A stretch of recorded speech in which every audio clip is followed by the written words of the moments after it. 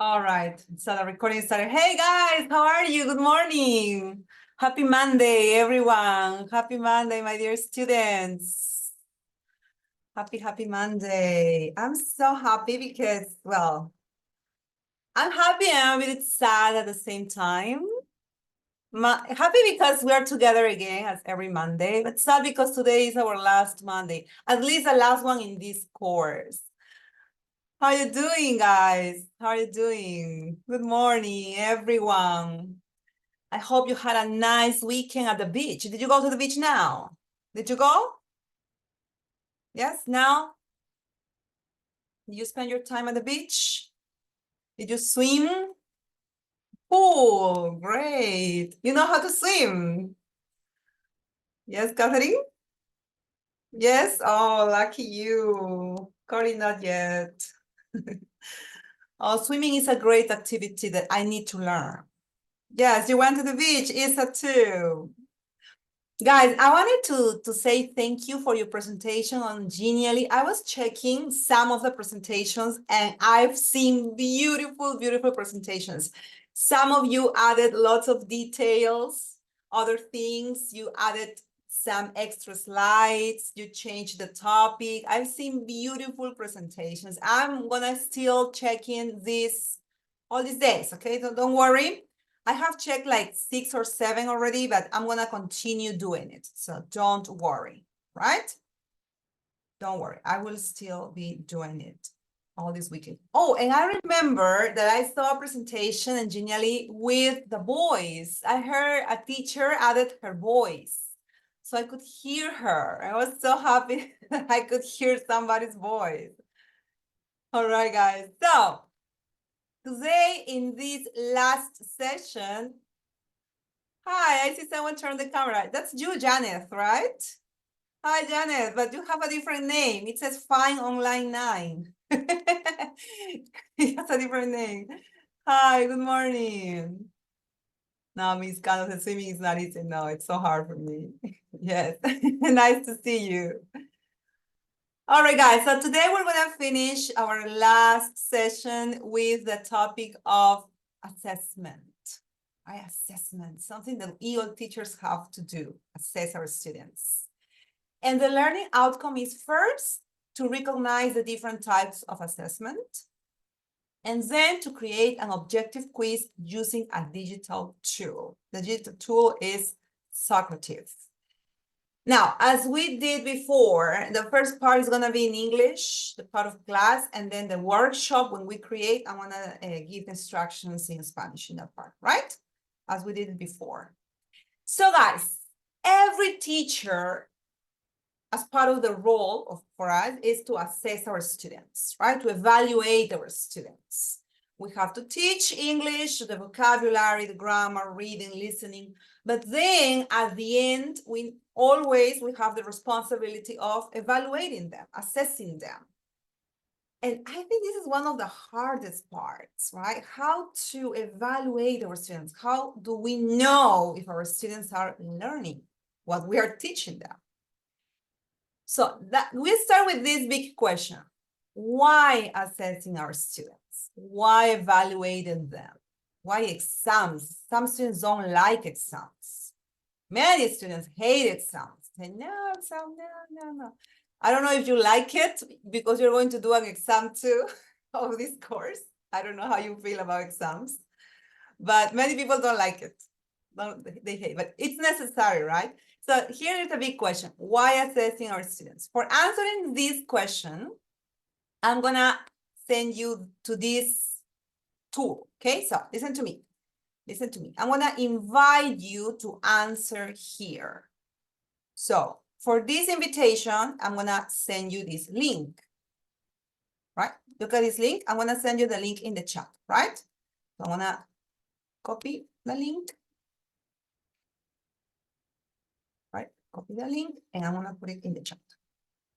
Now, listen to me. When you click on this link, they will require the room name. When you click on that link, they require a room name. The room name is my name. So it says here, Visit gosocrative.com and enter room name Gisela.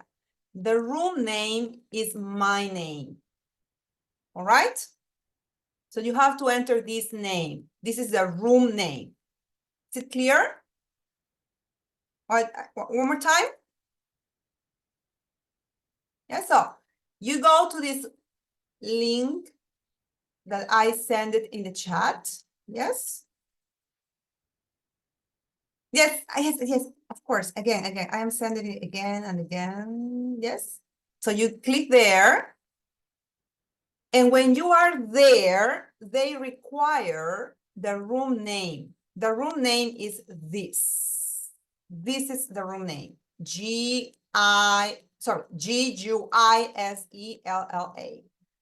You have to spell it very well, like this, because if you make a mistake in one letter, then you won't be able to answer the question. So could you enter? Can you confirm, please, that you could enter? The link. Okay, again, the link. This is the link. It's gosocrative.com. This is the link. So when you click there, when you enter here, they require the room name. The room name is this, Guisella. This is the room name. You can enter. Oh my. It is not active. Oh my. Okay. Let's check. I'm gonna open. Me neither. Oh, no one. Oh my God. Okay, I will try it here. I go to gosocrative.com. Okay. So this is what you see, right? When you click there, I'm not send you this link. This is what you see. Ah, someone scanned the code. Ah, good. Someone scan the code. You can also scan the IQ code. Yes. Good, Janice. Okay, so this is what you see when you enter. You see this? Yes, you see this? Can you confirm? Yeah. Okay. So when you see this, right? Yeah. They say room name. It says here, room name. Right? You see room name? Okay. So the room name is the teacher's name. So you have to enter the room name. But you have to enter it like Guisella. If you don't enter the room name like that, it doesn't work. Enter the room name that is my name. All right, here. Are you there? Yep. Okay. So then when you enter the room name, you can enter your name and answer the question. Isa says ready. All right, great. Let's see. Okay, I already have some answers. I can see some answers already. Okay, I have some answers here, you see? Very good. Uh-huh. Yes. Okay, I already have some answers. I can show the names. Look, in this Socrative tool, I can hide the names. For example, now you don't see your names. It's anonymous. But if you want, you can show names. For example, I have names from Chio, Kathy, Kimberly, Corey, Isabel, Mariela, Janice. Okay, someone wrote my name twice. Luz, Maria, Letty. Yes. Or I can hide the names and make it anonymous. Hi, good morning, Nathalie, Dina, good morning. So you can continue answering the question there. The question is, why assessing our students? Why evaluating our students? Why exams? Why should we do that? Because people don't like it, right? People don't like exams. They get nervous and anxious, but we still have to evaluate them, right? So I have many answers already. Excellent. 18 answers. It says, Assessing a student helps measure their understanding, track progress, identify areas of improvement, and inform teaching strategies. Ah, great. Wow. Oh, everything is here already. Yes, students always need to be guided and monitored. Yes, because it's to know the process of learning and the feedback, right?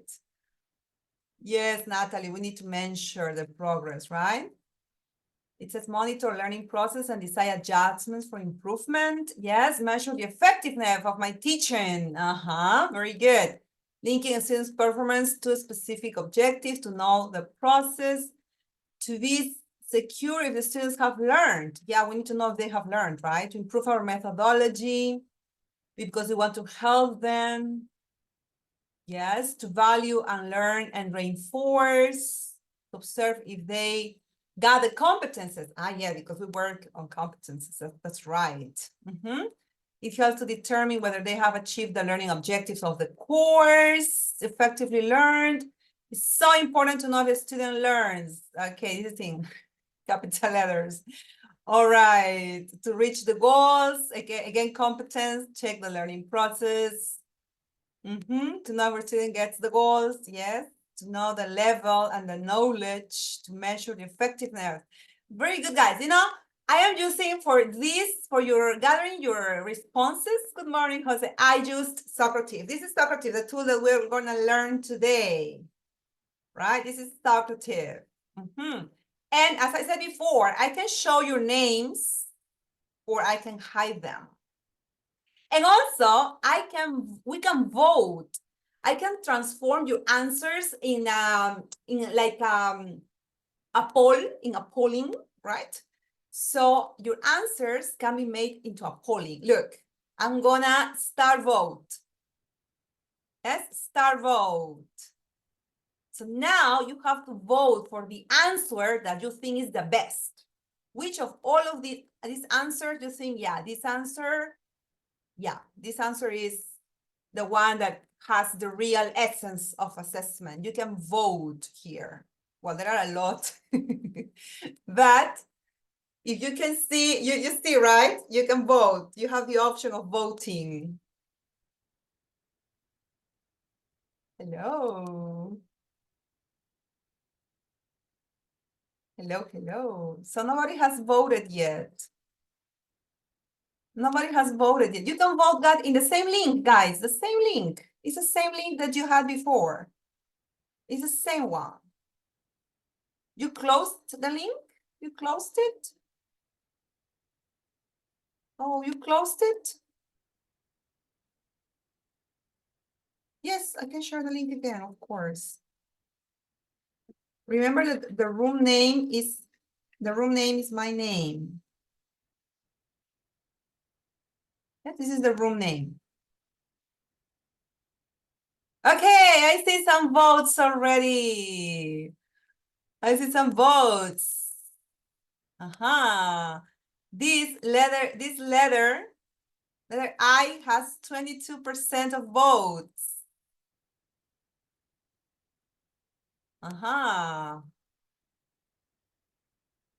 20% of votes, still the highest.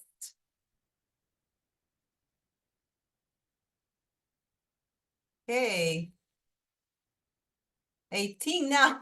18 on 31%. All right. So guys, you voted. This letter I has 31%, 36, 40% of votes as the best definition of why assessing our students, because it helps to determine whether they have achieved the learning objectives of a course. Helps teachers to identify areas where the student may need additional support or instruction. This is the winner. And excellent, guys. You see? So this is our tool summary. I'm going to stop this activity. Okay, I want to stop it. It says here, finish activity. Yes, so when I click here, the voting ends. Yes, the voting ends. So I'm gonna finish the activity. Finish. So now, well, We can share here, show responses, we can show the names, we can show results, everything. Well, this is not really necessary to continue. So, as you said, guys, let's continue. Why assessing our students? You said there are lots of advantages. Without assessment, there is no reliable means of knowing how effective a teaching sequence has been. You said it, right? We have to know if our students have learned what we have taught them. So there is no, how can we know if we don't assess? Also, assessment provides a form of feedback. Right. Good morning, Monica. Hello. Both for learners and for us teachers. Assessment has a useful washback effect. What is washback effect? What is washback? I'm going to tell you in some minutes the meaning of washback, right? But here is explained. It says, if learners know they are going to be assessed on their English learning, they may take learning more seriously, right? Yeah, because if they know that the exam is coming, maybe that makes them more conscious that they have to study and that they have to get a good grade for the exam, right? Assessment motivates learners to review in preparation for a test, of course. When they know the exam's coming, then they start reviewing, right? Everything. And we can review with them in class too.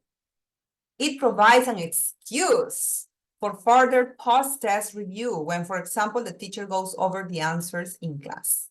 Yeah, when you have the exam results, you can check with your students the answers together. So again, you are reviewing. So you review like before the exam and after the exam. So double review.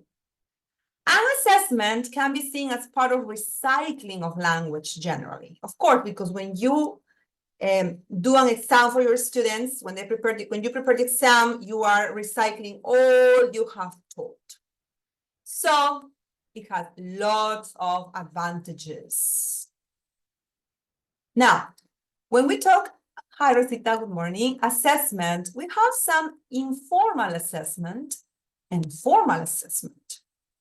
Informal could be when you are in class and you ask questions to your students, when you recycle, for example, vocabulary from last class, you write on the board, or you maybe make a game, right? Okay, you start playing tic-tac-toe or hangman, right? So in that way, you are assessing your students, but informally. It doesn't really have a grade. Or peer testing, you can ask your students to test each other in groups, right? In groups, you can test each other. So it's informal in the class. It's part of the activities of the class. But also you have formal assessment. When it's formal, it really has an impact on your teaching. Examples, we have diagnostic tests, like placement tests. When you want to learn, for example, an English course at an institute, and you know some English already, you do a test, right? To know where in your level, to know your English level. So that is a diagnostic test. And this test is formal because you get points, you get a score, and according to the score, you go to a level of English. Then we have formative tests. Formative tests, example, quizzes. When you do quiz 1, quiz 2, quiz 3, right? Quiz 4. So all of these quizzes that we can use Kahoot, or we can use quizzes, or we can use Socrative, that today we're going to work with Socrative, or Google Forms, or any other, or maybe on paper, no, the traditional way on paper, right? Is formative test. Now, in formative test, you can consider the results as part of the evaluation or maybe not. It's only for you to know if your students are learning. And finally, the summative test. The summative test is a kind of test that we all know. That is, for example, the final exam, no? The final test. When you finish the course or the unit, final exam. No? This is the test that everybody's scared of because it's the last one, no? To finish. And it's the most famous test that we know, the summative one. But how can we design a test, there are actually many examples and there are actually principles to follow when we design a test for our students. Here we have an example of tests.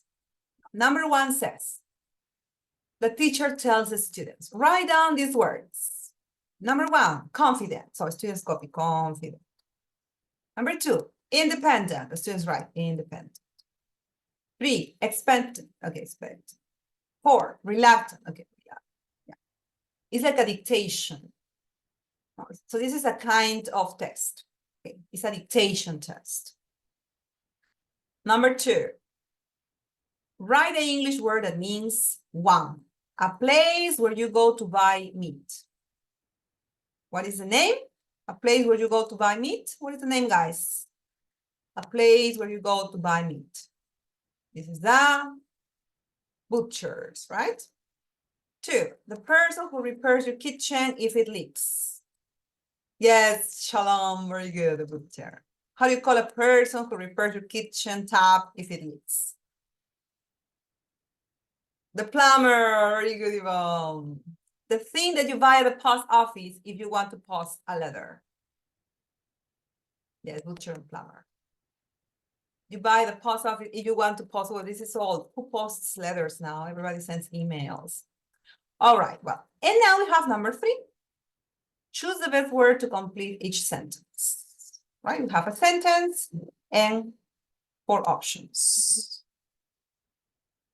Right, so these kinds of questions are okay, right? Okay, stamps, yes, These kind of questions are okay, but there isn't a context in this kind of questions. The questions are not contextualized. They are like in the air. Maybe here in number 3, there is minimal context, right? But there isn't. And mostly these kinds of tests focuses on spelling. For example, dictation is for spelling, right? Spelling. Number 2, this is for meaning. And number 3 is for collocations, right? You measure this. But when you make tests, guys, you have to follow some principles. Your tests, the tests that you as teachers make for your students, need to have 5 principles, right? 5 principles for assessment. The first one, validity. A test has to be valid, right? It has to complete or follow the principle of validity. What does validity mean here? The test that you create measures only what it claims to measure. For example, not measure anything else.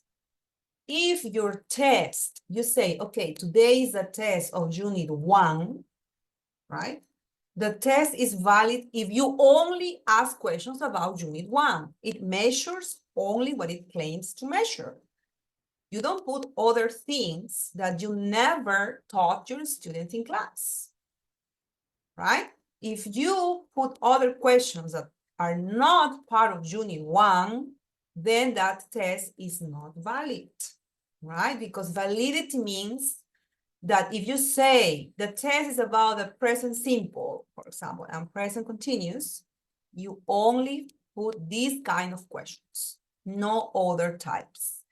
If you put other things that you didn't say, that you didn't inform of your students, then this test is not valid, right? It's not valid. So that is the first principle, validity. Also, it relies as much as possible on empirical evidence. Empirical evidence means it can be verified by observation.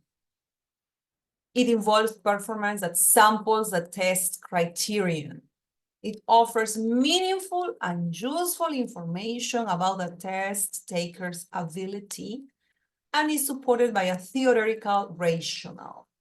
In conclusion, validity means that your test has to evaluate what you taught to your students in that period of time, in the unit, in the month, in the 2 weeks, right? If you don't do that, then the test is not valid, and your student can complain. The student can say, teacher, but you didn't teach me this, and why is in the test? Because you didn't teach me that in unit 1.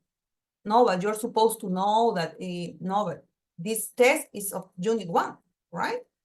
The student can complain, and this complaint is accepted because that is validity, is one of the principles. Other principle is reliability. Your test has to be reliable. Reliable. What is the meaning of a reliable test? It means that it is consistent in its conditions across 2 or more administrations.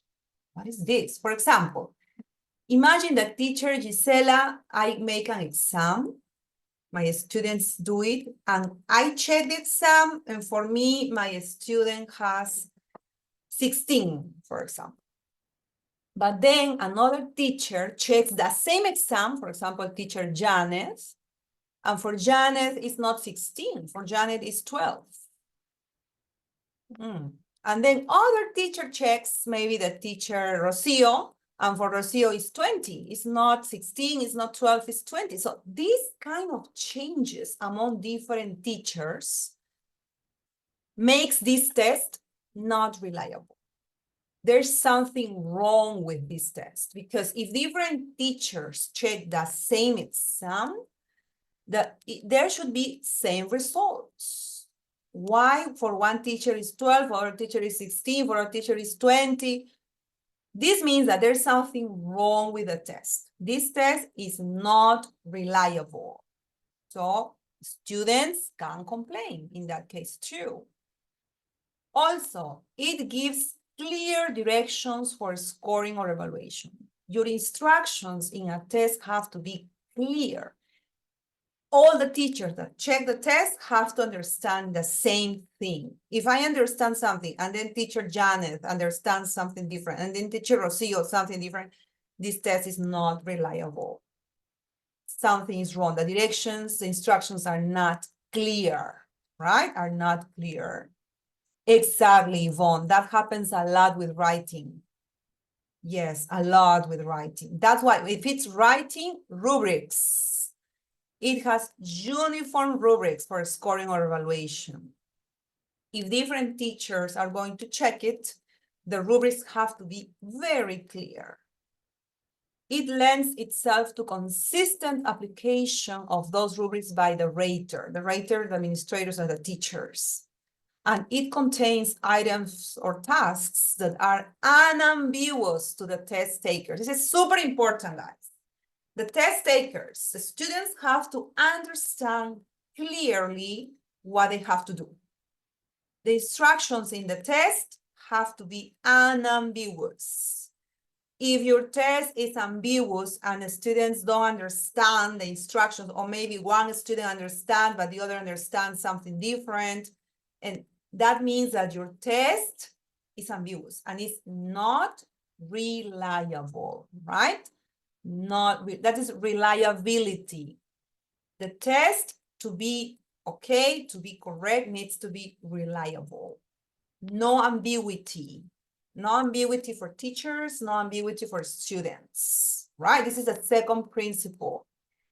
Valid, remember, it has to be valid. It has to test what you said your students you would test, all right? This is another principle. If you don't comply these 2 principles, your test can be incorrect, and the students can complain, and they may be right, right? Your test is not valid, it's not reliable, change it. Another principle is practicality. The tests have to be practical for teachers and for students. What does that mean? Practicality refers to the logistical, practical, and administrative issues involved in the process of constructing, administering, and rating an assessment instrument. This means that your exam has to be practical to check, practical to answer. Sometimes some exams are very long, very, very long. You page and page and 5 pages there. That is not practical. A practical exam is not too long, right? Page after page after page. Also, it's not practical when the points, this question is 0.5. The other question is 0.75. The other 0.15. You pass a page, 1 point, 1.5, 0.5. This kind of scoring with 0.5, 0.75 makes the exam not practical. So because when the teacher checks, the teacher is going to be like, oh my God, 0.5, oh my God, it's a headache for the teacher to check. It's not a practical test, right? Also for students, the students receive and they have to say, how many points, how did I get these points, right? Why do I have this? So the test has to be practical to check, practical to give to students, not too long, right? Not too long with too many pages and 0.5 scores or points. Practical, right? That's another principle of assessment. So guys, are we okay? Are you there? Can you hear me? Yes? A reaction, please. Yes? It's clear there? To continue? A reaction, please. I don't see any reaction in the chat. Okay, yes, I see. Isa, Reynaldo, Lucy, Victor. Yeah, I'm just checking on you guys to know that you're there. Okay. Kim, Jack, thank you. Arnaldo, thank you. All right. Esther says, of course. Sandra, okay. Thank you, guys. Another one, another principle is authenticity. Authentic. You may have heard this word. Yeah, I continue. All right, thank you. Your test, the tests that you create have to be authentic. This means that it has a language that is as natural as possible, especially in English teaching. Natural language, nothing artificially constructed.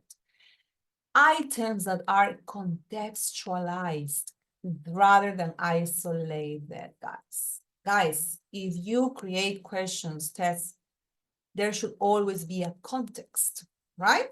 Has to be in a context, in a sentence, in something that students understand. They cannot be just isolated words flying around.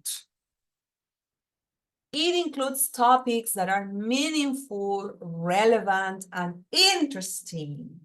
If there is writing, if there is reading, it's better if you include, right? This kind of topics that are now at present topics, relevant topics for students. It provides thematic organization to items such as through a storyline or an episode. Thank you.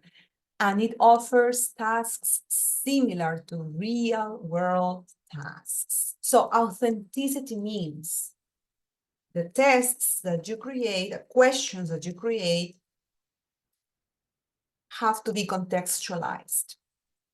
Okay, maybe there is a part that is not in context, maybe, but most of the exam needs to be contextualized with natural language, natural conversations, using real world situations, right? This is authentic, an authentic test. And this is the fourth principle.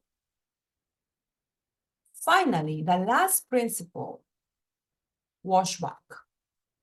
What is washback? A washback is the effect of the exam on the students. Washback is used to refer to the influence that a test has on teaching and learning. The influence of that exam. If a test encourages learning and teaching, or if it provides opportunities for students and teachers to enhance their learning and teaching process, It is affecting language acquisition and instruction positively. If the test causes too much anxiety for the students, teachers, and parents, the washback may be deemed as detrimental. So the idea of washback is, guys, that when we do a test, when we prepare a test for our students, it's not for making our students fail, right? It's not like, okay, this is the moment of my revenge, and I'm going to make a difficult test or everybody in class is going to fail. What the student sees a test and a long test with difficult questions. You maybe in class you taught them this, but in the test then you put like really difficult kinds of questions. Then the washback of that test is negative. Students are going to get stressed and answer all wrong. So we don't do tests. Yes, Natalie, like the feedback, the effect on it. Yes, Natalie, that's right. We don't do a test to take revenge or because we want our students to fail and we want them to, now you're gonna know, now you're gonna know. That is not the objective of a test, right? A test should have a positive influence, positive washback for students. We're doing a test for them to learn, not for them to fail, right? So this is the washback. Yeah, the negative feelings. Yes, the negative influence of a test. Exactly, that is the washback, the washback effect. The conclusion of this is that we shouldn't make tests that we know 100% of our students are going to fail, because we know our students. We know how they are, right? We know their weaknesses and their strengths. So if we know how our students are, let's do a test following the 5 principles. The test, remember, has to be valid. Now, guys, do you remember what validity means? What is validity? Remember? Validity means, you forgot in the chat. No, nobody remembers. Okay, valid, accurate, says Natalie. Yes, Catherine, it measures what you said, it measures, not anything else. You're going to include in your test what you told your students the test will include. The test is about this. That is what has to be in the test. Yes, what you have taught. What about reliability? Your test has to be reliable.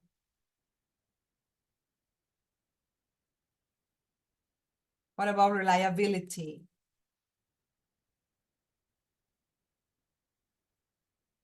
Consistent. Yes, consistent. The results of the tests have to be consistent among different teachers. The instructions have to be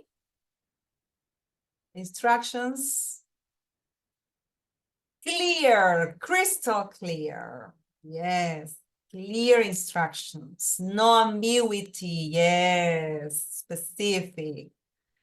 Yes, clear for students, clear for teachers. Exactly. Practical. Your exam has to be practical. Practical for teachers to check.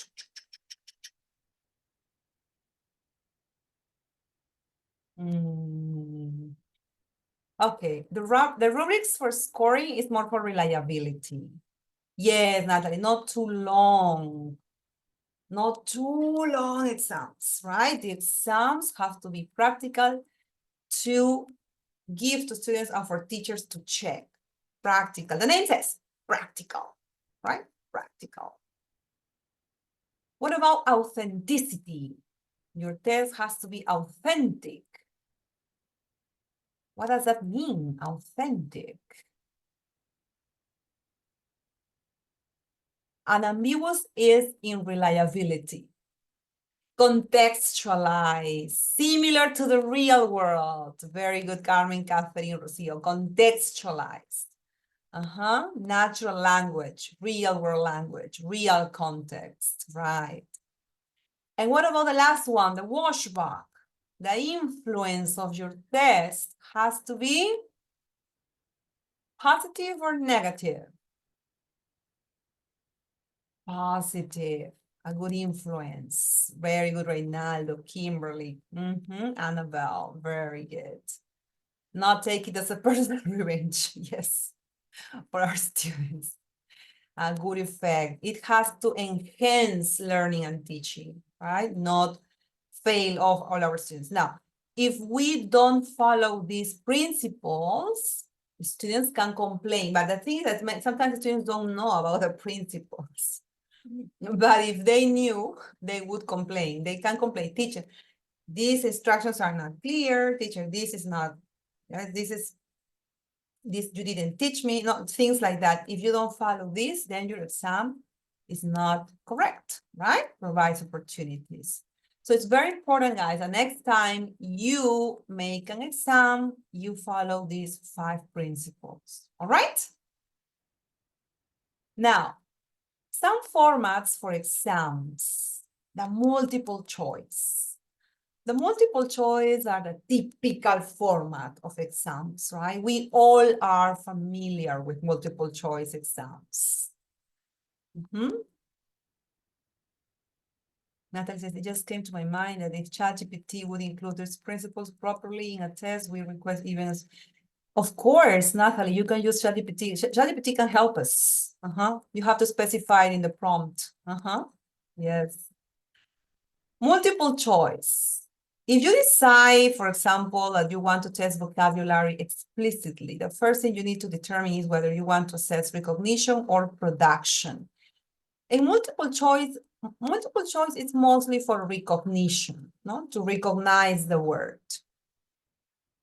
Well, advantages, this kind of test is very reliable. Multiple choice, you A, B, C, D, only one answer is correct. So it's super reliable. It's practical because it's quick and easy to check. Now the answer 1, A, 2, B. It's easy to check, super practical, reliable, because all the teachers are going to check and all the teachers will have the same results, right? Because we receive 1 is A, 2 is B, 3 is C. Okay, all the teachers know. Reliable, easy to mark, practical. Multiple choice questions can be used to assess knowledge at various levels of beginning to advanced, to recognize the words, the grammar, and students from most parts of the world are familiar with the form. Everybody knows these multiple choices. It's so easy, but the negative part, sometimes the learners may choose by a process of elimination. You know, if maybe the learners think Marine, and then they don't know, and they start so they choose maybe just by choosing, not because they really know the answer.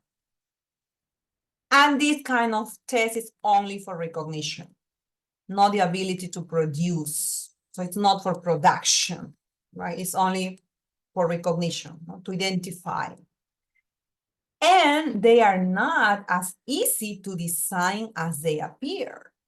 On what basis are the distractors chosen? So when you make your test from A, B, C, D, only one answer is correct, right? So the others are distractors. So how do you select the distractors? How? How do you choose the other distractors? So you need to analyze what distractors you are going to put, because you don't put just any distractor for just anything. You need to think. What distractors are you going to choose and which one would be the correct answer? So they are not so easy to design, right? This is maybe takes time. Yes, they have to be related to the right answer. They have to be related, but they cannot be correct. Because if there are 2 correct answers in a multiple choice, then your exam is not reliable. It's not valid. It's ambiguous, right? Yeah, we have to be careful when we design these kinds of tests. But here we have, well, some examples, of multiple choice exams. Multiple choice, we know the ABCD, multiple choice, multiple choice. Other kind of exam is filling the gaps. Do a sentence and a space, and the students have to complete the correct word. So here it assesses a student's production of vocabulary, especially this is for vocabulary. Now, you can use it in grammar too, right? So here students can kind of produce something, no? Because they have to think and then they have to write it. It requires students to read the sentence and then write the correct or best response. These kind of sentence completion items encourage students to learn and know the tested word rather than just recognize it. So this is a little more difficult because they have to know the word, they have to just not recognize it, but analyze which word can complete this sentence. So it's a little bit more like mental demanding, right? They have to, it demands a bit more of knowledge. And these kind of sentences are easy to construct. However, there are negatives too, right? These items require students to come up with the answer rather than just recognize it. Responding to these items may take the student longer. Yeah, so these students, you have to consider the time, not the time, because this will take longer to students. Consequently, this could reduce the possible number of items on a test. Because this kind of question is more difficult than the multiple choice, you cannot make too many of these kinds of questions. In multiple choice, for example, you can have 10, but here, 8 or 6, depending, right? You have to reduce the numbers because this takes more time, because it's more difficult. So you have to consider that to make your exam practical, right? Practical. With these items, you have to take into consideration that the students will come up with words that are feasible, correct, but not the ones you're trying to test. And this happens a lot in filling the gaps. Students write an answer, but it's not the word that you expected. But the word is correct in that sentence. But you didn't want that word. You wanted another word, the word that you taught. But in the instructions, it doesn't say anything about a word that you taught. So this can cause this kind of situations in filling the gaps. But this can be solved with some strategies. This one, you might need to write the first letter of the word. So when you write the first letter, then there is no excuse. If a student writes another word that starts with a different letter, then you say, no, but this is another word, right? This is not the word I requested. Here we have some examples of these filling the gaps. The filling the gaps is called closed test. I don't know if you're familiar to this kind of tests, guys, where you have these spaces. For example, here you have this text. It's contextualized about this fly. And you don't have options. You just have to complete with a word that comes to your mind. This is kind of closed test with no options. When you construct this kind of tests, normally the words, yes, it says in a closed test, the gaps are regularly spaced. You can space every 7th word and a space, or 8th word and a space, or a 9th word and a space. Right? In this way, knowledge of a wide range of word types is tested. Moreover, the ability to complete the gaps depends on understanding the context. Yeah, these are always contextualized. This kind of filling the gaps is a little difficult because you have no options here. You don't have the first letter, you have nothing. So you have to use all your knowledge, all your mental dictionary to complete this kind of tests.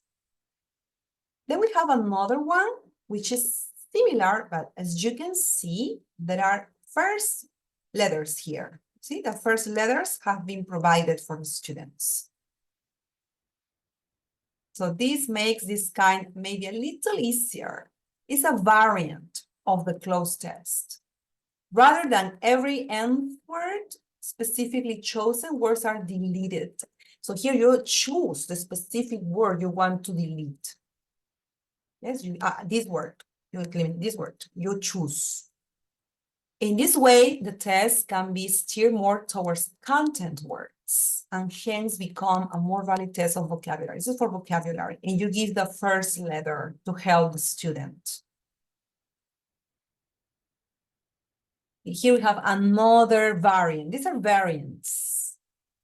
Yes, and this is all contextualized. And as you can see, here they provide one or three letters of the word. You see, one or three letters. A lot. And this has the name of C-test. It's a name, this kind of test. It's a C-test. And in a C-test, the second half of every second word is deleted as shown. Researchers have shown that success at doing C-tests correlates with success and other kinds of vocabulary tests. So this is another variant. So we have different kinds of fill in the gaps. And this one, which is a bit more difficult and is maybe for intermediate, upper intermediate, or advanced levels of English, is that you have to complete the word, but you have to transform it. You have to change the word. On one occasion, the opera was conducted by the...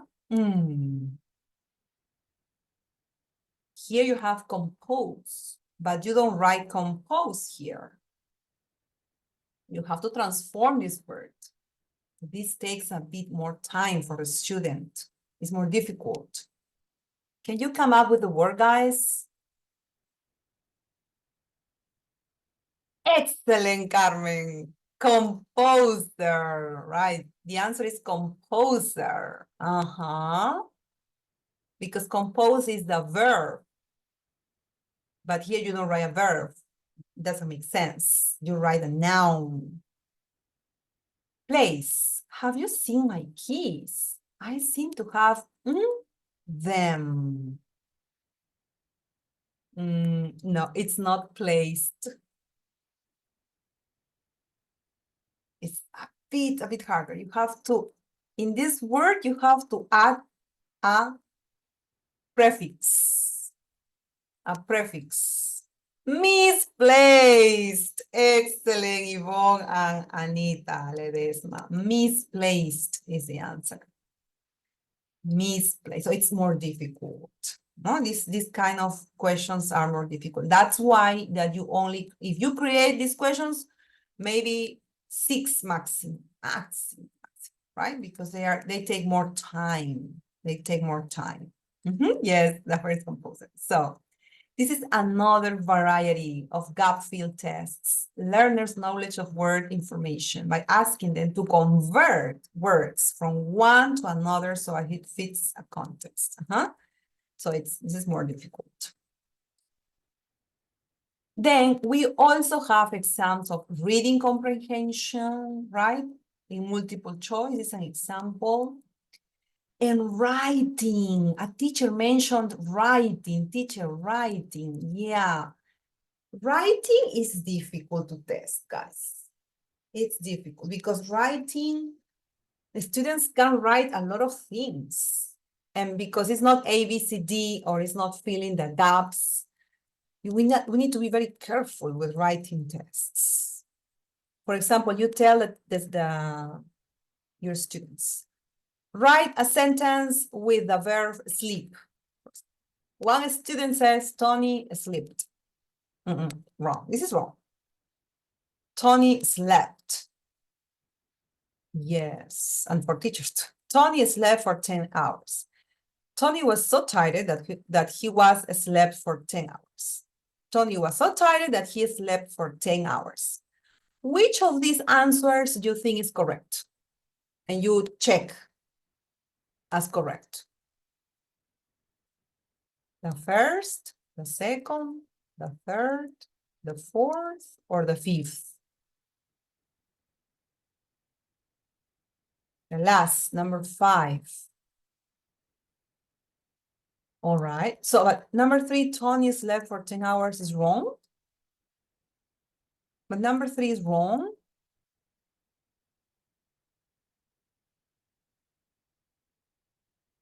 Number 3 is also correct, right?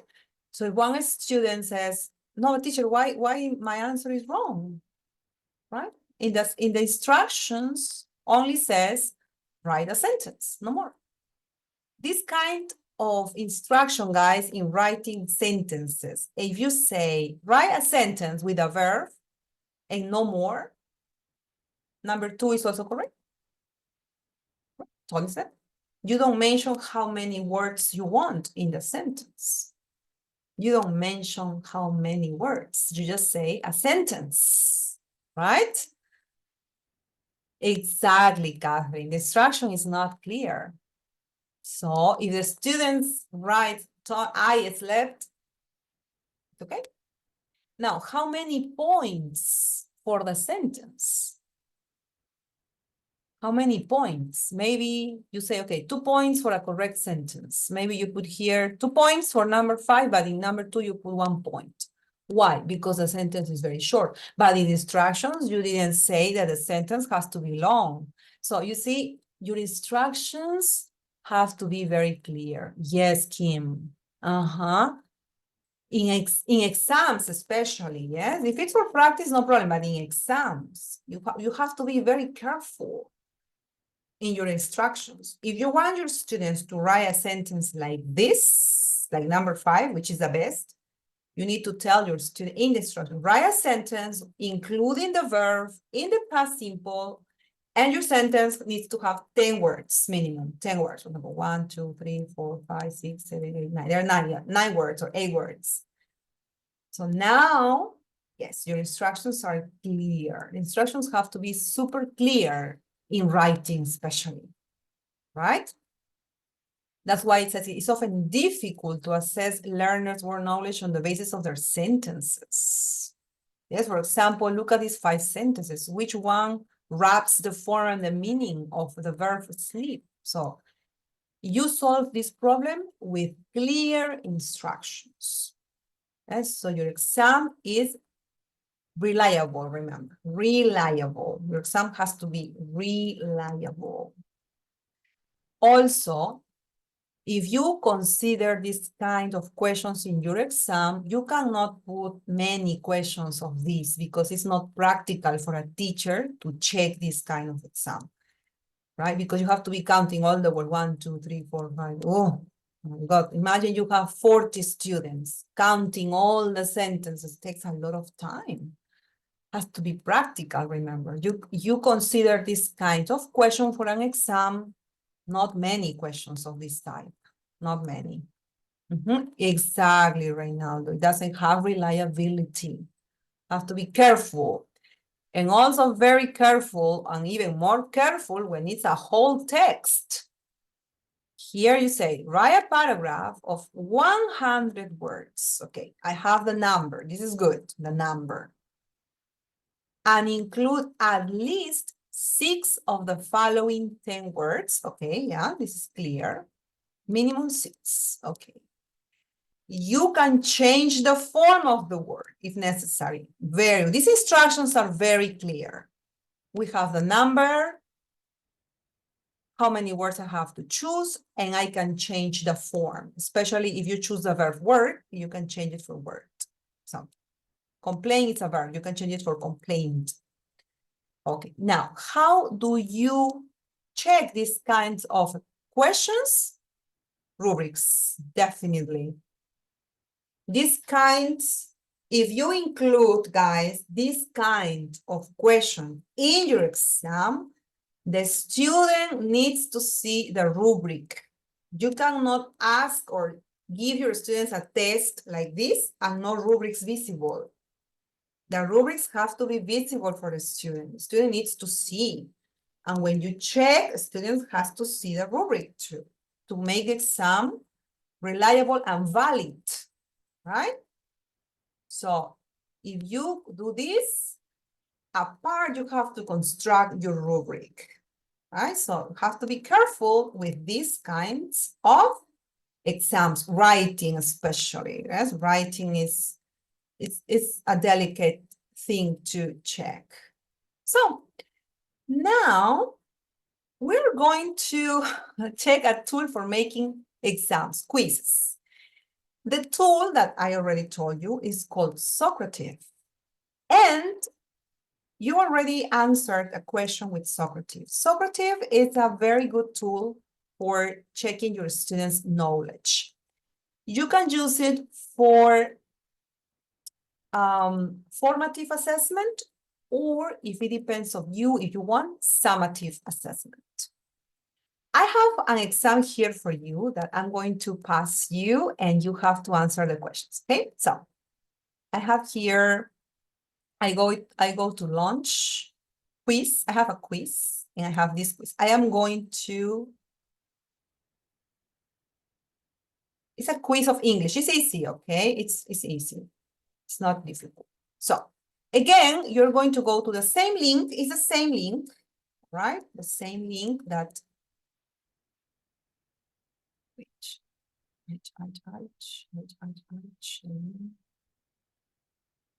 for everyone.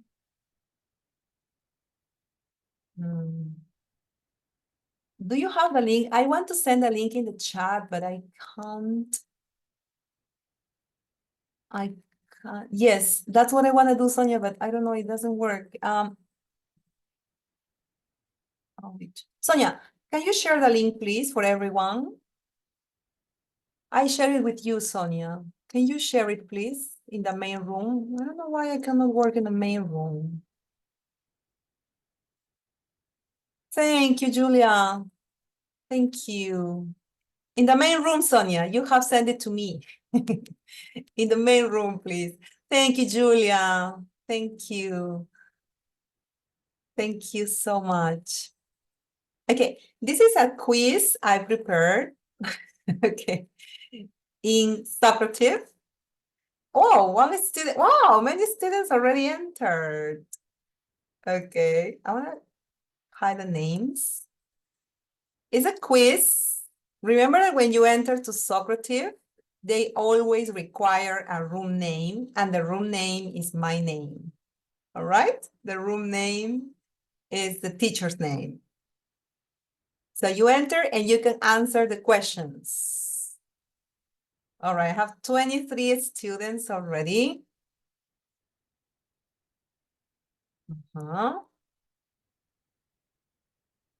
Please answer. I can see your answers here, you see?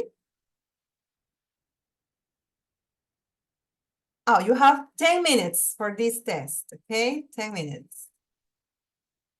Yes, yes, Kelly, it's Guisella, like this. That is the room name. The room name is my name.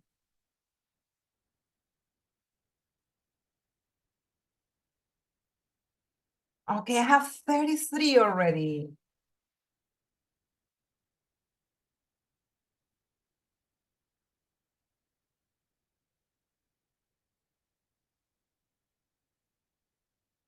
Okay, now you have 7 minutes to finish.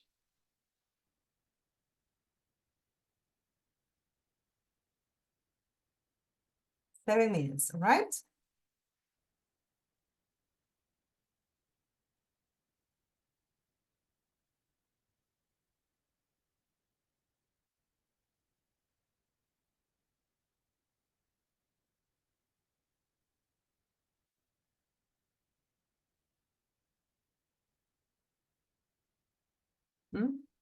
Oh, Dina, you have the link, honey? You have the link? Yes, I am sharing the link. Oh,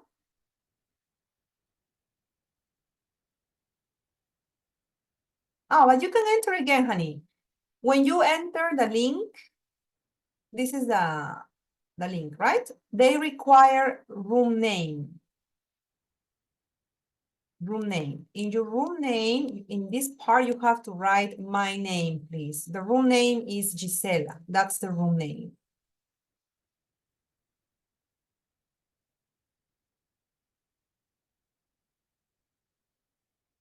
Yep. Room name, Gisela.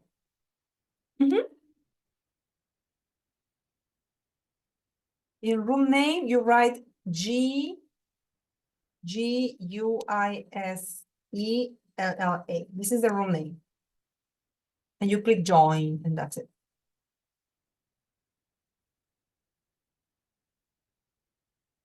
All right. Okay, 6 more minutes, 6 more minutes. Let's see who gets 20. All right, one student already finished. One student already finished and has 70%. Okay.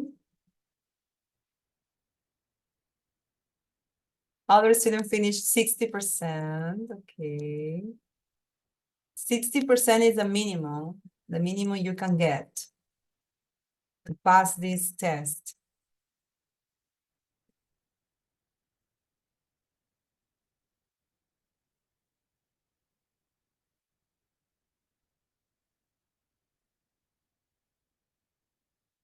Oh no, 20%. Oh no. Oh no. 5 more minutes. 5 more minutes to finish. Okay, 5 more minutes. 5 minutes. Let's see who has 100%. 100. 100 is a perfect quiz. Okay, I see 70%, 70%. Until now, the highest score is 70.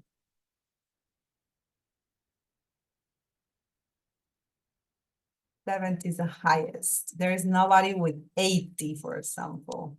Not yet. Not yet. 4 minutes, guys. 4 minutes. Whoa, one student has 80%. Whoa, it's the highest now. Now nobody has 90%. If one student has 90%, that would be the highest. 90%.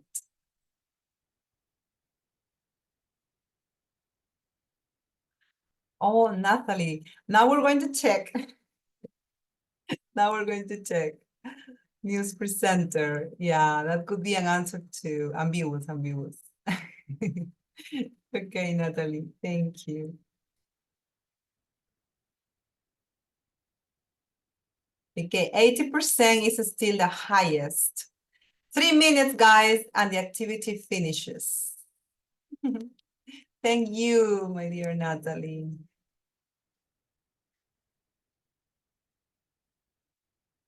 80% is the highest until now. Nobody else has 90% or another 80.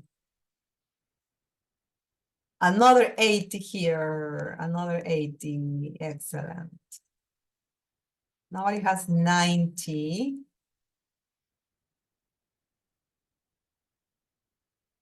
Or 100. 2 minutes. Guys, hurry up. In 2 minutes, we finish.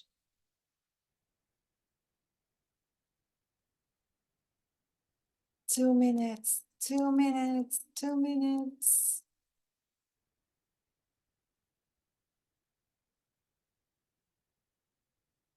Yes, I know, honey. I am showing the answer. But you have the answers. I mean, you don't have the same order. Yeah, I'm gonna put here.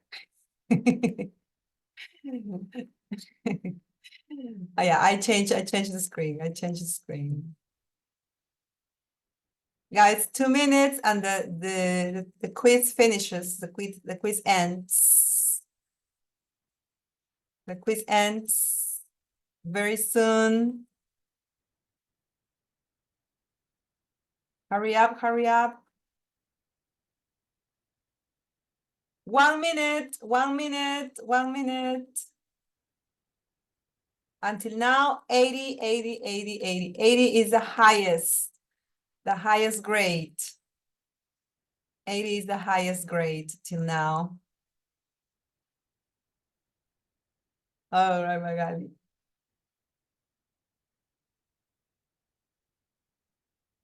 Oh, Natalie.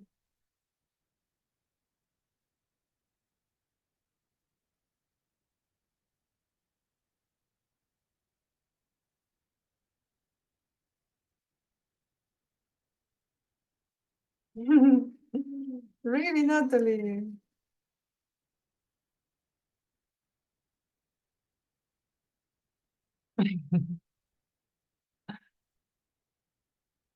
All right. Okay. 1 minute. No, you don't have a minute. You have 30 seconds. Okay, time up. Time up, guys. I'm sorry, but I have to stop it. I want to stop it. I want to stop it. Look, finish activity. When you say finish activity, you stop. Finish. Now, the test has to stop. Something, look, guys, if you want to do this with your students, when you do it with your students, you can hide the names. That's something interesting about Socrates. You can hide the names so that they don't feel maybe embarrassed or ashamed of their answers. You can show the answers with them. Also, you can hide the responses and even the results. You can hide everything, yes? Or show them as you want. Also, you can export the results into an Excel. You can use an Excel here or an Excel, and you can have the answers in a document. Number one, the answer is, what's the weather like in your town? According to this picture, it's stormy and cold, right? It's letter B, right? It's letter B. All right, okay. I want to check. Okay, then we have two. What's the weather like in your city this morning? I don't like it. It's very and cold. According to now you have a picture here, right? The answer is foggy. Yes, this is foggy and cold. Very good. Do you like this weather? Yes, I love it when it's sunny and I don't if when it's hot. Oh, so it's warm, right? Warm. So here, how do you call who make dangerous scene in movies? Who or that could be, no? Who or that. Do you remember where? Yes, where they film. Here have your answers. Okay, most people got right. The is the person that reports the weather forecast. It's the weatherman. The weatherman is a word that we use for the TV people, the people on the TV that are on TV and on the radio or in other means. TV is the weatherman, right? The weatherman. Some students put the answer right. 7, do you still see that program shop competitions? Yes, that or which? What will the weather be like next week? The answer is C. It'll be sunny and hot. The others have mistakes. Right? Then how do you call this man who tells the news on TV? Oh, he's the, okay. Yeah, here you said teacher, but news presenter is also correct. Yes, it's also correct, news presenter. I consider anchorman because in this class, this was for a real class for my students, okay? In that class with these students, we learned anchorman. That's why I accepted this.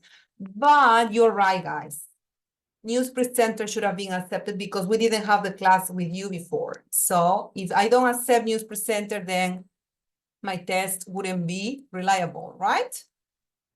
Yes, I didn't put the first word. Yeah. So if you were my students in real life and you would complain, I accept the complaint. I accept it. I didn't specify here if the question was about a last class. I didn't give a first letter. So you're right. Yes. It could be the anchorman or a news presenter. Journalist, not really. Journalist, no. Journalist is too general, that term. Yes. And number 10, which sentence is correct? The correct one is B. Where I can see. So congratulations, some students had 90%, right? With the one that, look, if this was a real class, guys, and I made a mistake here, no, in number 9, I didn't specify, I have to check one by one and give you an extra point. You see? And that would take a lot of time for the teacher. So it's better to be very careful when we do quizzes so that we don't make mistakes. And because if we make a mistake and the student complains, we have to accept if the student is right, no? If the student is right, we have to accept and add the extra point. Fair enough, right? Fair enough. So guys, now please, I'd like you to, we're gonna start now with the workshop, ¿ok? Empezamos con el pequeño taller en los minutos que nos quedan porque Socrative es súper fácil de usar. Así que chicos, entren a su cuenta de Socrative, please. Yo voy a salir de mi cuenta para ingresar desde cero, ¿ok? Este es Socrative. Yo les mandé un link para que creen su cuenta. ¿Han creado su cuenta ya, chicos? ¿Han creado todos su cuenta? Se puede crear la cuenta con Google. ¿Ya? Sign in with Google. Cuando lo crean con Google es más sencillo porque solo le dan clic aquí y solito Google toma todos sus datos. No tienen que ingresar dato por dato porque todo lo toma y ya crean la cuenta. Sí, facilito. Ok, el link está aquí. Vamos a crear cuenta de teacher. Ahí está, Angelica. Yes, Vero. Yes.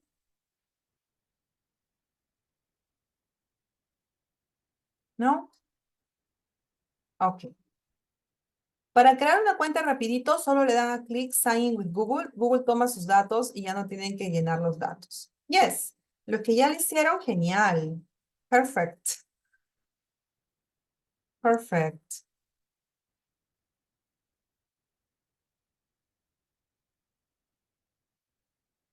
All right. Entonces, cuando ustedes entren a Socrative, voy a ingresar a Socrative, right? Socrative tiene algo especial que nos permite crear rooms, que son salas, ¿ok? Rooms. Lo primero que hay que hacer en Socrative, después de que ya ingresamos con nuestra cuenta, es crear nuestro room. Ahora, en la cuenta libre que yo tengo, que ustedes van a iniciar, solo nos permite crear una sala nada más, un room. Como yo solo enseño, por ejemplo, ustedes al tener una sala van a poder crear todos los exámenes, todos los quizzes que creen van a ir a esa misma sala. Para los teachers que pues, de repente más adelante quieren pagar y quieren tener muchas salas, por ejemplo, quieren tener una sala solo para el curso de inglés 1, inglés básico. Quieren tener otra sala para el inglés intermedio, otra sala para el inglés avanzado. No pueden así dividirlo en salas sus quizzes para que estén ordenaditos. Pero en la cuenta libre solo nos permite crear una. Y cuando ustedes le den clic acá, Add Room, crean su sala. Y le tienen que poner un nombre a la sala. Yo le puse mi nombre. Ustedes le pueden crear cualquier nombre a su sala. ¿Ok? Cualquier nombre. Lo importante es que no se repita, que no exista ya una sala con ese nombre. Así que creen su sala, chicos. Creen su sala, ustedes le ponen el nombre. Dan clic Add Room y crean su sala. Su room. Y les va a aparecer así como el mío. ¿No deja crear, Elenita?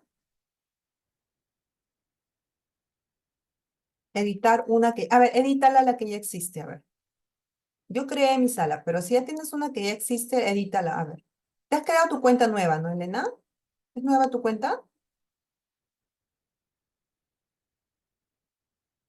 ¿O ya tenías antes cuenta? A mí tampoco me deja crear nuevas, por ejemplo, porque yo ya... Ah, ya tenías. Ah, por eso. Es que no deja crear más cuentas. Ah, ya, esa es tu cuenta. Edítala entonces. Ese nombre de tu sala está un poquito complicado también. Por ejemplo, si compartes ese nombre de sala, los chicos se pueden confundir. Puedes ponerle un nombre más sencillo. ¿Ya? Más sencillo.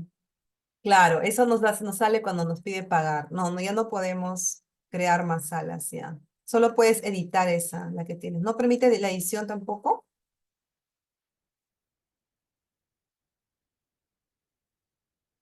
Ivonne, edítala mejor. Ah, ya, hay un lapicito para editar. Aquí voy a ver, ¿dónde estoy? ¿No? Estoy compartiendo. Ahí, acá, ya, aquí. Acá en el lapicito se edita, hay un lapicito. Al lado del nombre de la sala hay un lapicito. Ahí se edita. No le pongan nombres muy complicados, chicos, porque recuerden que esa sala la tienen que compartir. La van a compartir conmigo también, porque en la siguiente actividad que van a presentar, tienen que compartir su nombre de room conmigo para yo poder ingresar y ver su quiz que han creado. Entonces, si es un nombre muy complicado, le va a complicar a los alumnos en ingresar. Que sea un nombre sencillo.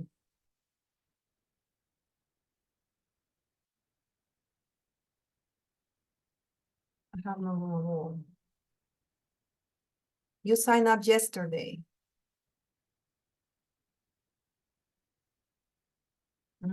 School. Ah, ayer, Yvonne. A ver, ¿qué dice acá en todo esto? Dice upgrade to add more rooms. Ya, ese de upgrade es para ingresar más salas. Pero como tú ya tienes una, tienes solamente que editarlo en el lapicito nada más, Ivonne. ¿Le has dado clic al lapicito? Hay un lapicito para editar. ¿Quién ya creó su sala sin ningún problema, chicos? ¿Me pueden indicar, please, en el chat? ¿Quién creó su sala? Ya está ahí la sala lista. Room. Mi, dice Leti. Leti, y a ti te pidió, y a Sonia también. Ah, sí, sí, Janes. Sí, solamente letras. Y les pidió a ustedes, ay, Elena, cuando dice de no available, es que ese nombre ya existe. Tienes que cambiar el nombre. Sí, cuando dice no available es que ya alguien ya tomó ese nombre. Tiene que ser un nombre nuevecito. Chicas, las que ya tienen su room, ¿les pidió algún colegio, algún nombre de colegio?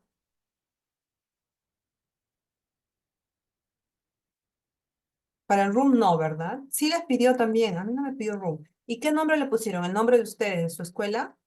Cualquiera. Ah, ya. And phone number. Ok. Ah, ese es para crear, claro, para crear cuenta y es.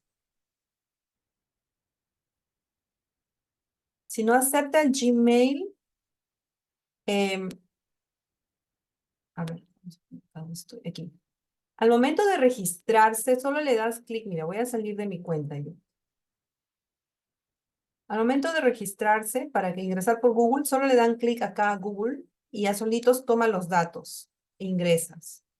Para que no tengas que hacer eh, un paso por paso, llenar todos los datos. Ahí piden escuela, claro. Ajá, si eres estudiante o profesor. Phone number is optional. Ok. Si tienes que elegir profesor. Ya chicos, avanzamos y no se va a hacer muy tarde. Una vez que tienen su sala, como todos tenemos solo una sala, ¿no? Y acá le pueden, con lapicito, le pueden cambiar el nombre nada más y le dan rename, ¿ya? Pero yo no, porque a mí me aceptó rapidito mi room name. Si lo cambio, a veces cuando lo cambian, como ya otros teachers han tomado ese nombre y no se puede repetir, no acepta, ¿no? Hasta que se cree un nombre nuevo. Todos los tests, los quizzes que ustedes creen van a ir a este único room que ustedes tienen. Es el único que tienen. Entonces solamente van a ir allí. Entonces nos vamos a ir a library. ¿Sí? En library, miren, todos los quizzes que yo he creado. Aquí se crean en library los quizzes. ¿Ok? En library. I got it. Ujú. Thank you, guys. Es súper sencillo crear. Ahora, como es cuenta libre, nos permite crear 62 quizzes, hasta el número 62. Después ya también piden que se haga pago para que se pueda aumentar, ¿no? Entonces, hasta 62 quizzes se puede. Muy bien, teacher. Add quiz. Tampoco podemos crear folders, porque también eso también piden pagar. Pero podemos agregarle un quiz. Cuando ustedes le ponen add quiz, tenemos dos opciones. Un quiz en blanco, que es lo que vamos a crear, o también se puede importar de otro teacher o de un Excel. Pero yo lo voy a crear en blanco. Vamos a crear un quiz en blanco. All right? Ok, Elida. Sigue los pasos. Sigue dando tus datos y vas a poder entrar. Siempre piden así algunos datos. A ver, inténtalo nuevamente. Intenta llenar. Vamos a crear un quiz en blanco. Acá se le pone el título.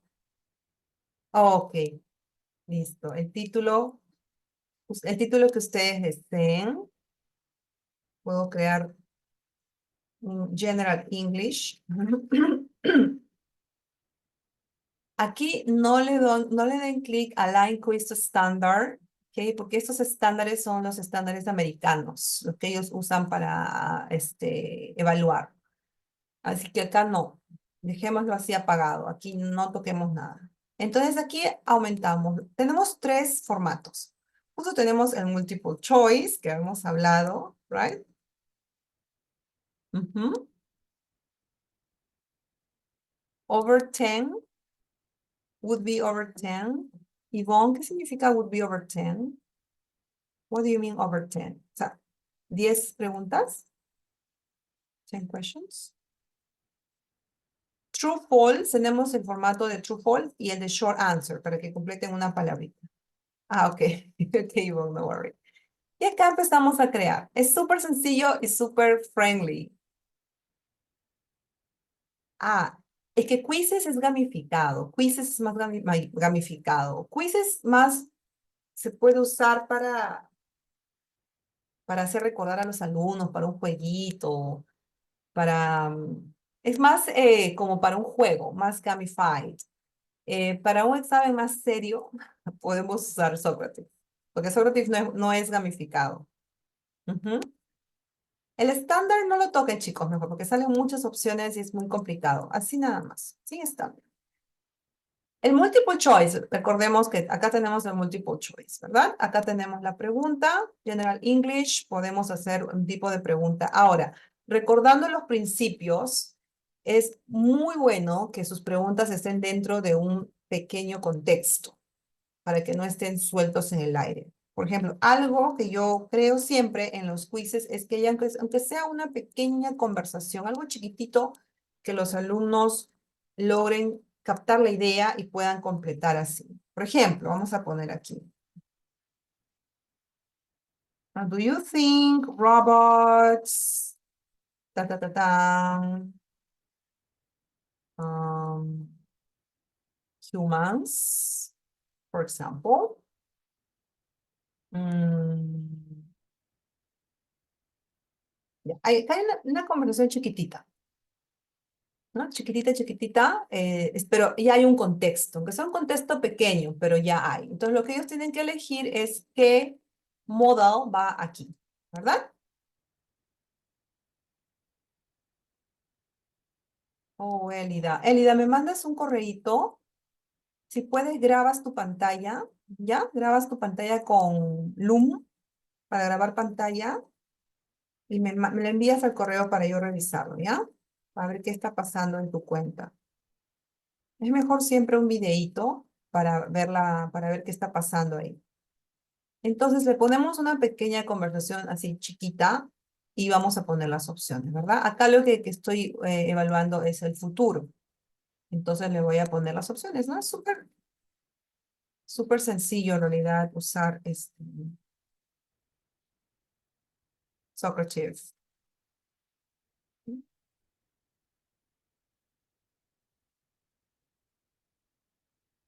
Ya tenemos las cuatro opciones de futuro. Observen que les puedo agregar imágenes si deseo. Se puede agregar imágenes, pero las imágenes tienen que primero haberlas descargado a su computadora. ¿Sí? Si es que tienen ustedes imágenes, les pueden agregar. Marcan la respuesta correcta. Y si desean, acá le pueden poner un feedback, porque es will o un congratulations, una explicación, algo se le puede agregar acá abajito si desean. ¿Ok? Ah, Elida, algo está mal con tu correo o tu password, dice. Sí. Mm, sí, algún comentario, password o correo. Ah, eso sí tienes que revisarlo desde el mismo Google, Elida. Cuando es password o correo desde el mismo Google. Ya comprendí. Tú estás entrando con tu correo de Gmail. En el caso de David es contraseña, se ha bloqueado. Sí, algo está mal con tu contraseña y correo del mismo Gmail. Hay que cambiar ahí eso, ¿ya? Ya, a ver, sigamos por acá. Ya, listo. Acá se puede poner un comentario. Entonces, cuando la pregunta está lista, le dan check. Listo. Ya está la pregunta uno. Multiple choice. Short answer, del mismo modo. En short answer también les recomiendo siempre que esté contextualizado. Todo así, contextualizado, aunque sea chiquito, pero contextualizado. Una conversación pequeñita, aunque sea. ¿Sí? Vamos a poner a ver acá. Vamos a poner que ellos pongan. Vamos a ver el futuro. What do you think will happen in 20 years? Mm, mm, I guess we be dominated by robots. Nuevamente, para que ellos completen con la palabra will. Ahora, Socrates nos da varias palabras que ellos podrían poner, pero como solamente will es posible, no hay otra palabra acá. Will, le voy a poner en la opción will. Yes, will. We will be nominated by, voy a eliminarse. Igual acá se le puede poner una explicación. ¿Sí? Y listo. Ya está. Ya tengo dos preguntas. Y así, chicos, sucesivamente ustedes van aumentando sus preguntas. Ahora un true or false. Vamos a ver. ¿Ok? True or false. Mi pregunta en true or false es, ya. Is this question correct? Vamos a poner, ¿ya? Vamos a poner algo de gramática acá. Is this question correct? Vamos a ponerle, do you believe, do you believe you will be going to travel soon, for example? Is this sentence correct? La respuesta es no, right? It's false. No es correcta. False.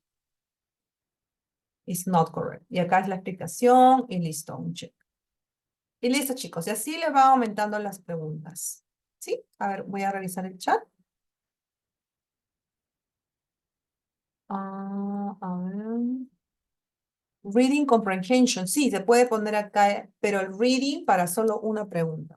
Puedes poner acá en number one reading y luego opciones, 4 opciones. Otro reading y otras 4 preguntas así. Claudita dice, sorry, I can't add a question. ¿No puedes agregarle una pregunta? Acá abajito se agregan las preguntas. Ahí dice add a question. Y acá le das clic y se agregan las preguntas. Acá abajito. Ah, ok. No problem. Cuando ya tengan sus preguntas de su quiz, si desean 10 o 20 preguntas, right? Ok. Ya cuando está listo, save and exit. Lo guardan. Ya está. Listo. Acá aparece, en el top, aparece su quiz. Y cuando ya lo quieran lanzar a sus estudiantes, le ponen launch. Ahora, en launch, ustedes van a ver que tienen todas esas opciones. La parte dice quick question se crea en el momento. ¿Okay? Quick question fue lo que hicimos al inicio. ¿Se acuerdan que al inicio les hice una pregunta? Why assessing students? Why assessing our students? Para esa pregunta yo les hice un quick question y yo usé short answer. Usé este de acá. Yes, only one question. Solo se hace un quick question, solo unita nada más. Only one y se hace en el momento hay que hacer. En el momento se hace. Yo hago mi short answer, hago acá mi pregunta, lo configuro, start y listo. Ya está mi quick question. Right? Eso se usa para el momento. También tenemos un exit ticket, ¿no? Que también se hace en el momento para terminar una clase, ¿no? Un exit ticket es como un repaso, un wrap up de la clase final, right? Y acá tenemos lo que hemos hecho, un quiz. Yes, Elena, like Mentimeter, exactly. Cuando le damos clic, recuerden que los quizzes en Socrates son como que más serios, ¿no? Kahoot es más como un jueguito, una competencia. Quizzes también es más como una competencia, porque Quizzes tiene su leaderboard, les da puntos, puntajes, tienen sonidito, ¿no? Tiene los muñequitos que aparecen, ¿no? Es más gamificado, tiene características o técnicas de gamificación. Pero Socrates no, Socrates es más serio, ya es más serio, entonces aquí por eso lo podemos usar más para assessment, para assessment. No, no van a ver. They don't need an account. No, no necesitan account, necesitan el link. Ahora les voy a mostrar. Ahora, yo ya quiero que mis alumnos den su quiz. Le doy clic a quiz y me va a salir. Ah, no, como yo ya tengo un quiz que ya les tomé a ustedes. Acá está el quiz que yo les tomé a ustedes. No, ¿dónde está el quiz? A ver, no, voy a terminar esta actividad. Como que estaba tratando de crear, me sale que tengo ya. Ya no tengo nada, nada listo. Ya, acá está. Voy a darle launch, mi quiz. Y acá está el quiz que acabo de crear. Les va a aparecer todos los quizzes que ustedes han creado durante todo el tiempo, ¿no? Pero el ultimito que acabo de crear está aquí, General English. Le doy clic y lo puedo.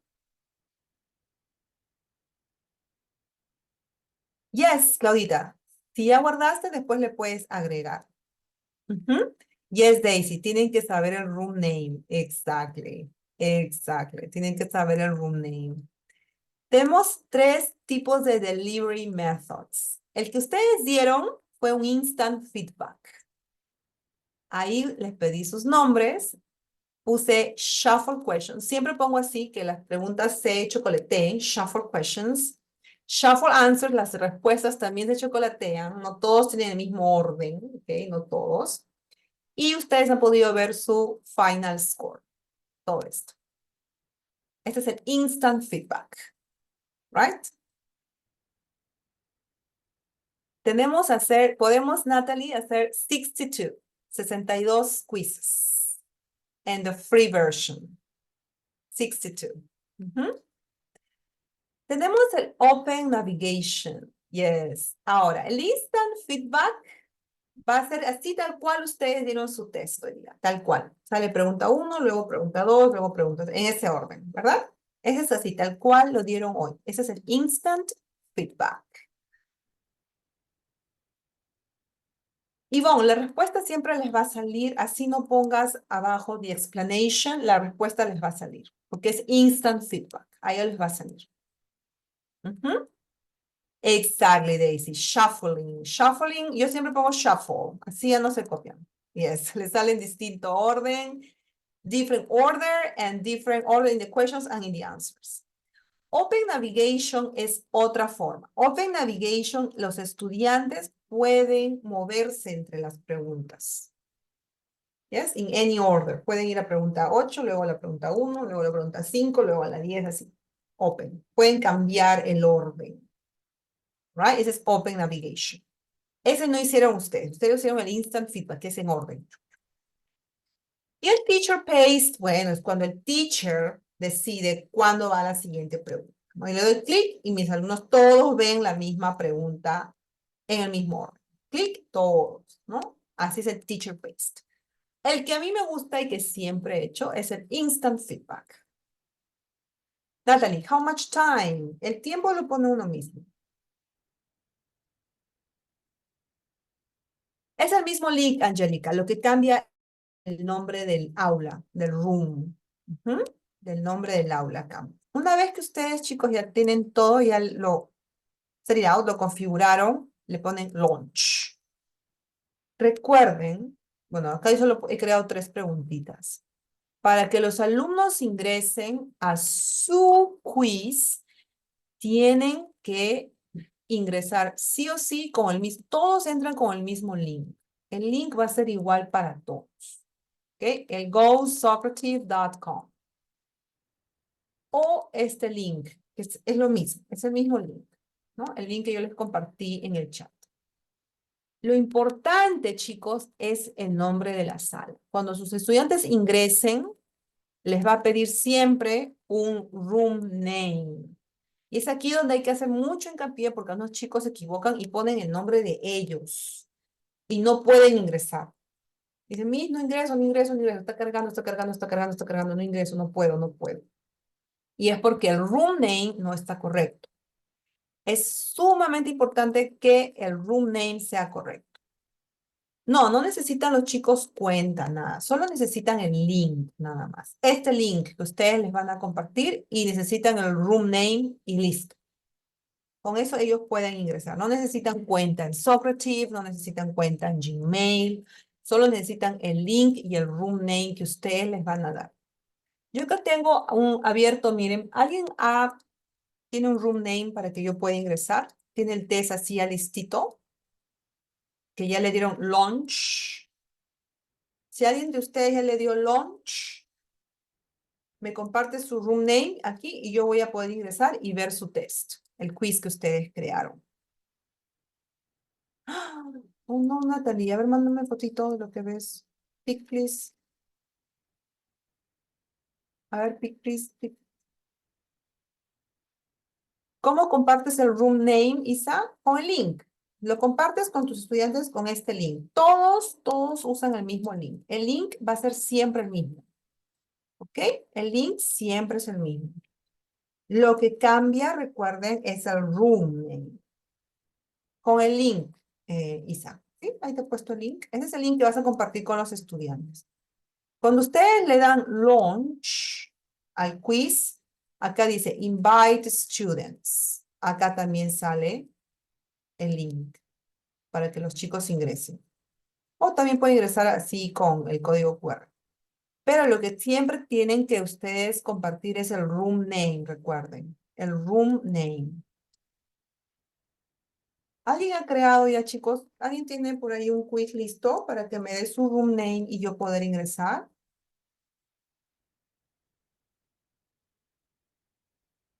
Ah, ya, lo que yo necesito es un room name, chicos, un room name.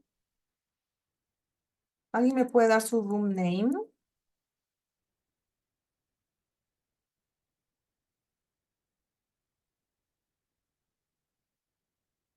No tiene el quiz, nadie ha creado. Ah, ya, Elena Gutiérrez ya creó, dice. A ver, voy a ingresar, Elenita.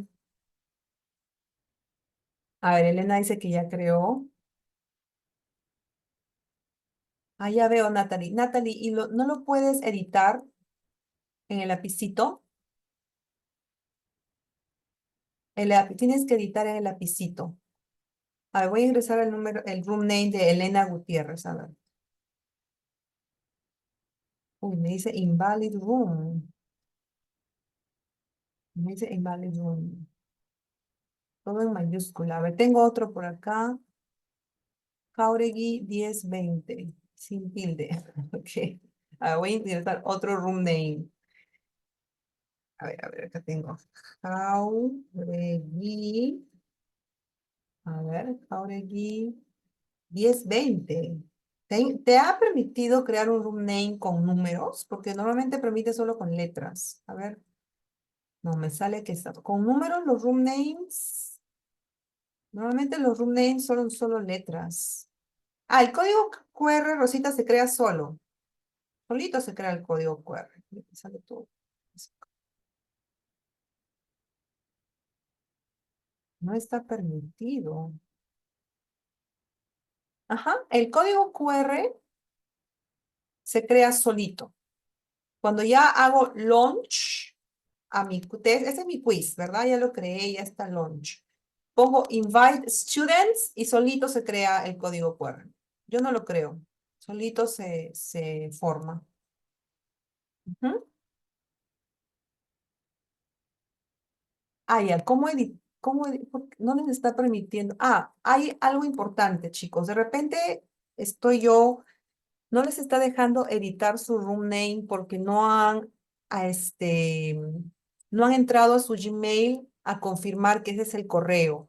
Cuando uno crea cuentas, tienen que ir al correo que ustedes han puesto. Por ejemplo, ustedes pusieron su correo Gmail, ¿verdad? Hay que entrar a Gmail y hay que aceptar que ese correo es nuestro. O sea, te piden confirmar que ese es tu correo. A ver, intenten hacer eso, ingresen a su correo. A ver, ingresen. De repente por eso no les está permitiendo hacer el cambio del nombre del room name. A ver. Ah, ya, numbers and letters también dice Yvonne. All right. Room name. Ah, Elena dice que ya tenía. A ver, vamos a ver. A ver, aquí. El room name se edita con lapicito, pero si no les está aceptando de repente es porque no han confirmado su correo. Ah, ya, Elena, tú ya tenías tu correo de antes, ¿no? Desde ayer, creo que dijiste. O hay un espacio. Se confirma porque llega un mensaje al correo, un mensaje de confirmación del mismo Sócrates. ¿Están usando Google Chrome? Yes, Google Chrome. O está en Google, en Mozilla. Mozilla a veces. Ok, a ver, tengo otro room name, Miluca, de Claudia. Voy a ingresar ese room name. Ya, Miluca. Valid room. Voy a volver a ingresar. A ver, voy a ingresar de Mozilla, de Mozilla. Voy a ingresar de Mozilla.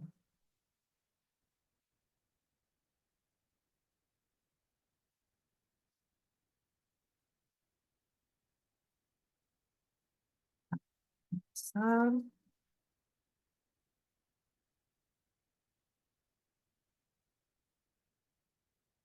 Ya ingresé al de Miluca.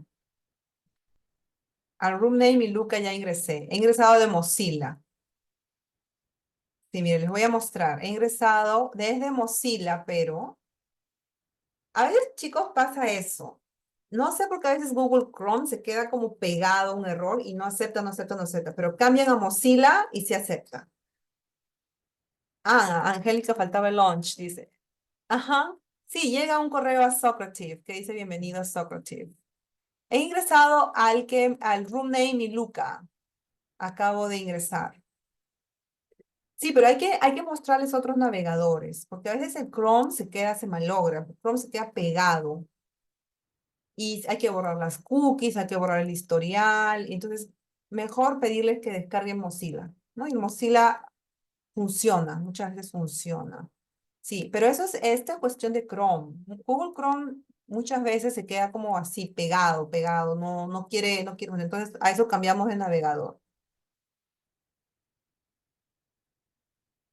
Oh, no.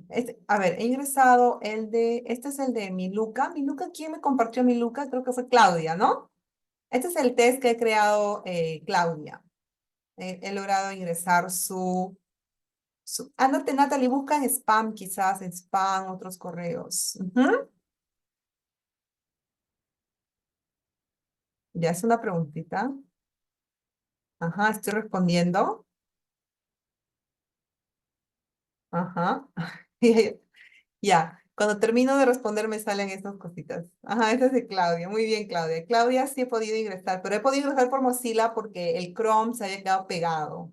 Eso pasa bastante con Chrome, no es la primera vez. Sí, Chrome tiende a quedarse así. Cuando se queda pegado el Chrome, lo que hay que hacer es borrar cookies e historial o entrar por Mozilla, por otro navegador para solucionar. Ok, ya llegó. Ok, Natalie. Sí, cuando ustedes creen cuentas, siempre toda cuenta nueva recibe su bienvenida. Si no está en su correo principal, a veces se va a spam, se va a otros lados, pero siempre les dan la bienvenida y hay que ahí confirmar el correo. Si es que no les permite cambiar el room name. Ok, chicos. Bueno, esto es lo más importante de Socrative. Ustedes pueden seguir explorando. El Space Race, por ejemplo, es bastante interesante. Lo pueden explorar. Ustedes mismos se ponen como alumnos en Mozilla. Yo hago así. Entro como teacher en Chrome y me voy como alumna a Mozilla. Y acá respondo yo misma mis preguntas y así lo voy probando. Les recomiendo mucho descargarse Mozilla para que cuando Chrome no quiere funcionar, me voy al otro y funciona. Bueno, ya hemos visto Socrative, chicos, vamos terminando. Las ventajas de Socrative es que tenemos 62 quizzes libres, tenemos un room, 50 alumnos per activity, tenemos el report history, se queda 30 días y tiene un automatic grading. Las desventajas es, bueno, hay muchos features que solo son available in pro versions, ¿no? Como rooms. In conclusion today, right? In conclusion, testing needs to follow 5 principles, remember. Validity. Are you testing what you want to test? Reliability. Will the test give consistent results? Practicality. Is it easy to administer and mark? Authenticity. Is it meaningful, relevant, and interesting? Washback. Does it have a positive influence on learners? 2, testing can be informal or formal. Testing is one of the is one way of assessing learning outcomes, the products of learning. There are different formats of testing. Remember, multiple choice, fill in the gaps, writing, etc. And we can use digital tools for testing like Socrative. All right, guys, like Socrative. Guys, hay una última pequeña actividad, please, acerca de Socrative. Lo que ustedes tienen que compartirme es, please, su room name. Crean un quiz chiquitito y me comparten el room name. Nada más, porque el link siempre es el mismo. Yo voy a ingresar a sus quizzes con su room name, porque el link yo ya lo tengo, right? Please, me comparten su room name y yo voy a poder ingresar y ver su quiz. Yes, yes, Elenita, in the homework. Esa es la última actividad que hay que realizar para nuestro curso. Yes, es la última, the last one.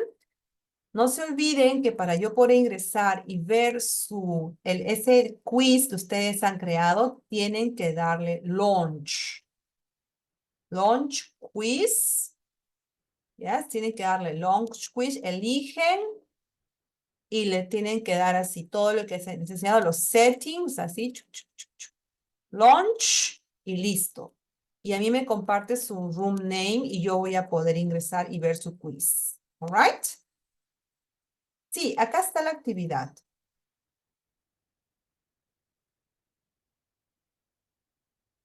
Sí, Magali, lo que pasa es que el room name solamente nos permite uno nada más. Tienes que, este room name que ya te aparece por default, tienes que editarlo. Tienes que editarlo. Ya no podemos agregar más a menos que paguemos. Entonces, en la cuarta evaluación, aquí está Assessing Students Through Socrative. Para editar, hay que aceptar, confirmar nuestro correo desde nuestro Gmail. Natalie, ¿confirmaste tu correo? Natalie estaba confirmando su correo en Gmail. ¿Estaban confirmando tu correo? ¿Confirmaste, Natalie? No sé si Natalie logró confirmar su correo. ¿Sí? Natalie, no. Trata de confirmarlo para que puedan editar ese room name. ¿Ok? Para poder editar. Yo voy a hacer un videito, les voy a mandar, ¿ya, chicos? Acá está la última actividad, Assessing Students Through Socrative. Este es el último. Y como es el último, chicos, solamente tenemos tiempo de hacerlo hasta el fin de mes, o sea, hasta el jueves. ¿Ok, chicos? Porque el curso ya se cierra el jueves. Lo que tienen que hacer es crear un room name. Ok, Magali, ¿no te sale un link? ¿Un link?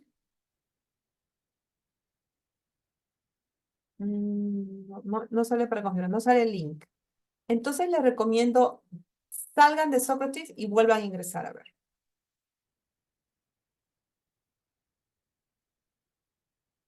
Claudita, lo que pasa es que los otros ya se cerraron ya. No, ya se cerraron las otras actividades. Se comparten por acá. Solamente las actividades, chicos, se mandan solamente por el Classroom, ¿right? Solo por el Classroom nada más. ¿Ese es tu room name, Mónica? ¿Ese es tu room name? Yes. A ver, voy a volver a ingresar. A ver, salgo de acá. Voy a ver si puedo ingresar a tu room name, ¿ya? A ver. A ver, si le diste launch. Yes. ¿Qué he podido ingresar, Mónica, a tu room name? Yes. Yes, yes. Sí puedo ingresar. Are you happy? Yes. Ajá, y tiene feedback. Yes. Tiene feedback. Yes. Yes, sí está. Ajá. Ok. Ok, chicos, estamos con el tiempo, lamentablemente. No, tienen que crear un pequeño quiz para darme su room name y yo poder verlo. Yes. Crean así un quiz como hemos creado hoy día, un quiz chiquitos. En las instrucciones está explicado how many questions. He puesto 5. 5 questions is enough.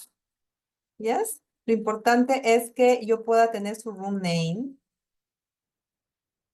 Ajá. Yes, ahí hay un World Pack Quiz. Yes, hay un World Pack Quiz que me acaban de enviar. Ok, chicos, ha sido un súper gusto tenerlos en clase. Para crear otra vez el quiz y todos los detalles pueden ver el video porque el video va otra vez se ve cómo se crea, cómo se hace el launch, yes, cómo se hace el room y todo eso. Les recomiendo mucho descargarse Mozilla porque a veces funciona por Mozilla y no por Chrome porque a veces Chrome se queda como pegado o hay que volver a ingresar, ¿no? A veces pasan cositas con Chrome. Ha sido un gusto tenerlos, chicos. It has been a pleasure to have you, my students. Hopefully, we will see each other in the future. Yes, in another course, maybe. Thanks a lot, a lot, a lot. I love you so much. And you're amazing teachers, guys. Thanks a lot. Blessings for all of you. Bye-bye. Bye-bye, guys. Thank you. Thank you, guys. It's been a pleasure. Thank you.